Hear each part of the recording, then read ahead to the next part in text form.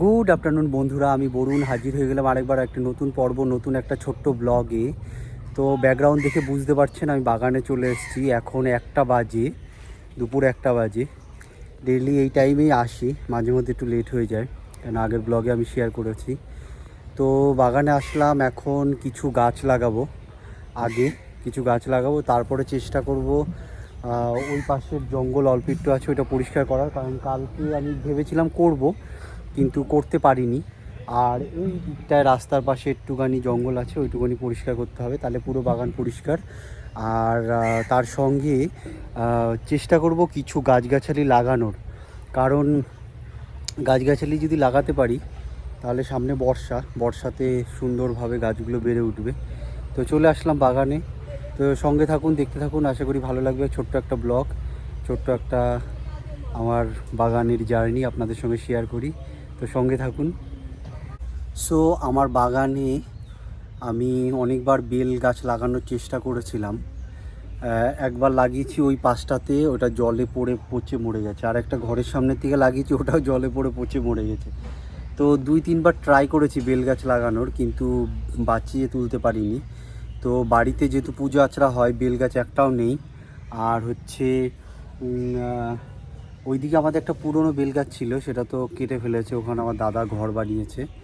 তো বাড়িতে একটাও বেল গাছ নেই, যেহেতু আমরা হিন্দু বাড়িতে বেল গাছ, আম গাছ, কলা গাছ এগুলো রাখা দরকার পুজো আচরার জন্য। তো এখন একটা বেল গাছ লাগাবো। তো মাকে আমি বলেছিলাম যে কিছু চারা করতে। তো মা বেল খেয়ে বিচি ফেলেছিল, সেই বীজ থেকে অনেক চারা হয়েছে। তো এখান থেকেই তুলে নিয়ে গিয়ে আমি একটা বেল গাছ লাগাবো। বেল গাছের চারা অনেক, এখান থেকে একটা চারা তুলে নিয়ে এখন জায়গা মতন লাগাই। চলুন তাহলে লাগানো যাক।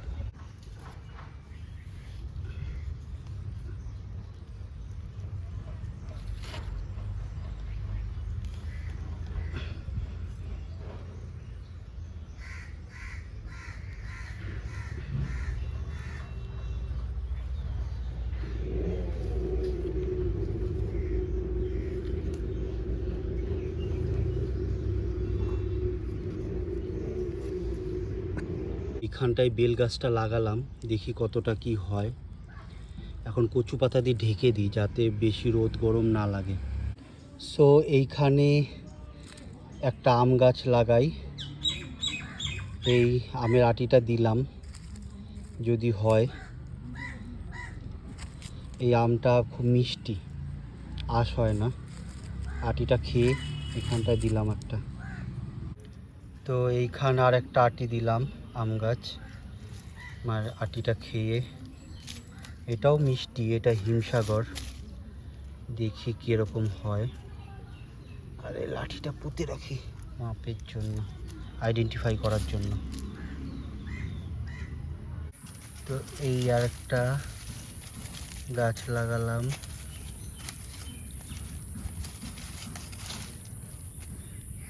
এইখানে আর একটা আমের দিয়ে দিলাম।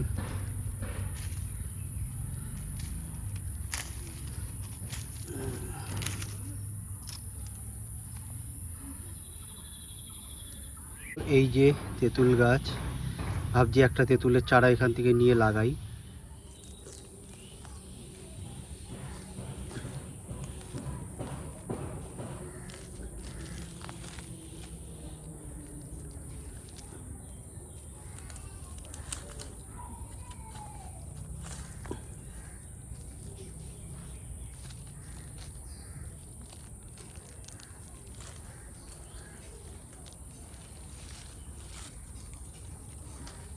তো এটাকে তুললাম, এখন নিয়ে গিয়ে মাটিতে বসাবো।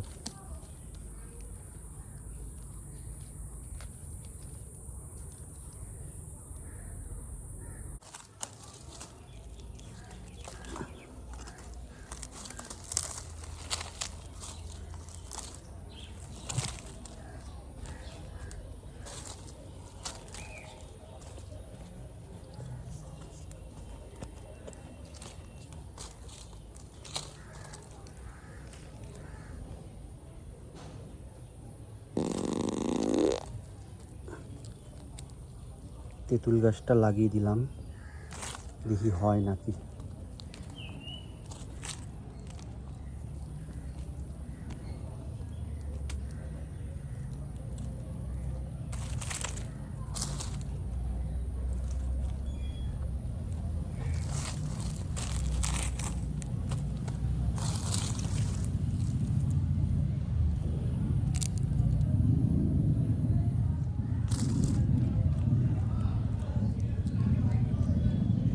তেঁতুল গাছ থেকে এখন 3খানা মোচা পারলাম।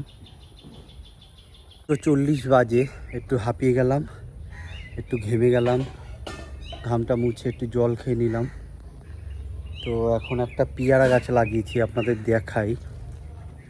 এই পেয়ারা গাছটা আমার টবে ছিল, তো টব থেকে তুলে এনে এখানে লাগালাম, দেখি কিরম পেয়ারা হয়।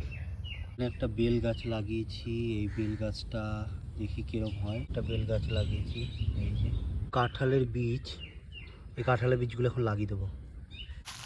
তো এইখানে একটা কাঁঠালের বীজ ডাবিয়ে দিই, দেখি হয় কিরকম। এইখানটা একটা কাঁঠালের গাছ দিই, দেখি কেমন হয়। এই কাঁঠাল গাছ, কাঁঠাল আমি খাই না, এঁচোড়টাই খাই। তো এখন বর্ষাকাল, আর এই বর্ষাকালে কলমি শাক ভালো হয়। তো এইখানটা আমার জমির এই ইয়েতে এখন কয়টা কলমি শাক লাগিয়ে দিই। আগে আমি উঠোনে লাগিয়েছি, বর্ষার জল পেয়ে ভালোই হয়েছে কলমি শাকগুলো, কয়েকদিন তুলে খেয়েছি, আগের ব্লগে দেখিয়েছি। তো এই কটা লাগিয়ে দিলে আবার ছড়িয়ে যাবে।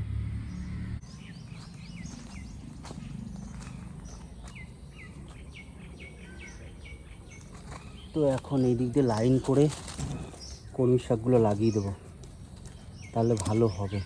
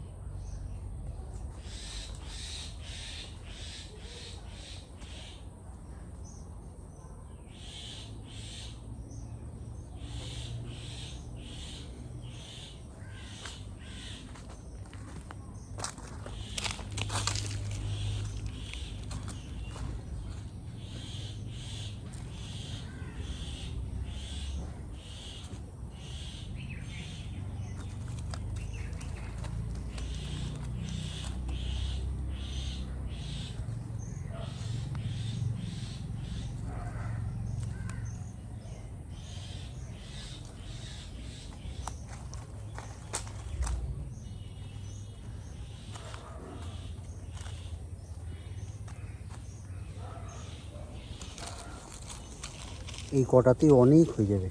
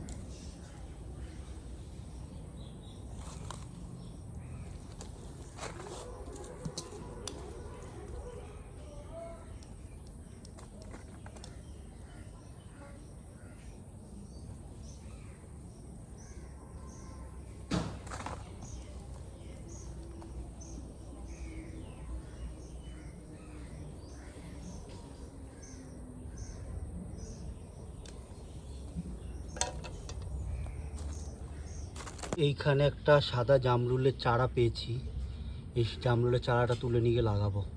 এই যে এখানে জামরুলের চারাটা লাগিয়ে দিলাম। সো ফাইনালি এখন 3:38 বাজে, অনেকটাই কাজ হয়ে গেল আর কাজ করে ফেললাম।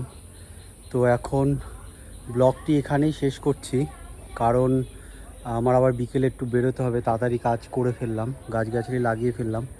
সবাই ভালো থাকবে, সুস্থ থাকবে, দেখা হবে আরেকটা নতুন পর্ব নতুন ব্লগে। Till then do watch my YouTube channel which is Bangla blogger Barun. Bye bye to everyone.